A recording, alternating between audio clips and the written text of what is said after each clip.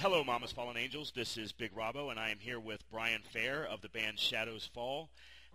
Shadows Fall is out on tour right now, and they've got a lot of touring and dates coming up in the future. We're going to talk a lot about that. We want to get into Retribution first, which was released in the fall of last year. It is Shadows Fall's sixth album, and like the previous five, it has come with a lot of critical acclaim. The fans love it. It's been described as a little bit darker, not by you, but by other people.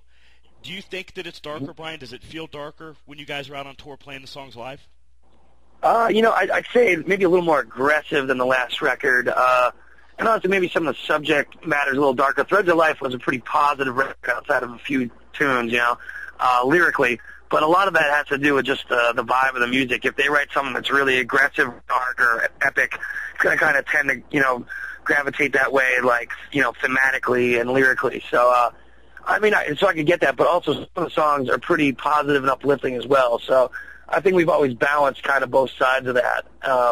But it's definitely, to me, I think our most well-rounded record. So I think it has the aggression and the melody, and then that really showing all of our influences and everything that we've done, but in a very balanced way.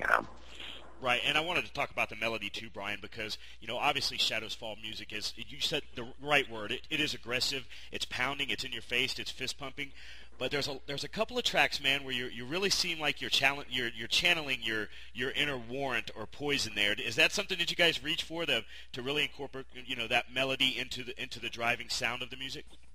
Oh, yeah, we've always wanted to have melody as a big part of our sound, because we always really respected songwriting and vocal hooks and things like that. Yeah, we listen to just as much, 80s arena rock and 70s classic rock as we do, death metal and thrash metal. So that's always going to be a big part of our sound. It's something that we try to do in a way, though, that's not like retro, but try and have that, just some of those classic metal elements.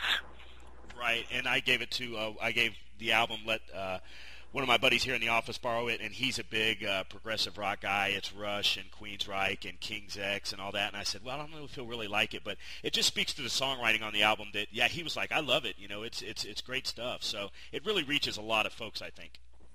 Yeah, well, that's the thing is, the five of us are like schizophrenic music fans. We listen to everything. But the common ground we kind of share is in that, thrash-based kind of metal and things like that. But, Jason, our drummer, is a big prog fan. He's a total Dream Theater, fan and lots of Fates Warning and stuff. So he'll add a little bit of that to our playing. And whereas actually Matt's really into a lot of classical music and things like that. So a lot of that influence will kind of seep in weird ways, So, because if you keep going the same well all the time, you're just going to start repeating ideas over and over again. So we really like to look outside of kind of the metal genre for influences these days. Yeah, subconsciously, when you do what you love, subconsciously that stuff's going to come out. Your influences are going to. Yeah, exactly. Like people wouldn't notice that a chorus was influenced by the Smiths. I know it was, I want to talk a little bit about the way about the music industry in general. I know we could talk about this for hours. You have said publicly, I've seen in other interviews, where you thought that it was great that you were able to do this independently. I know there's some heavy hitters that are behind Everblack Industries, but it kind of has that independent label feel. Like I said, I've seen you say publicly. Other bands, we tend to think, Brian, that you hit the home run when you get the big record contract with the big company and you're making the big money. But you said something different. You said it kind of feels good when you can do it independently and you feel like you have more control. Is that something that you still stand by?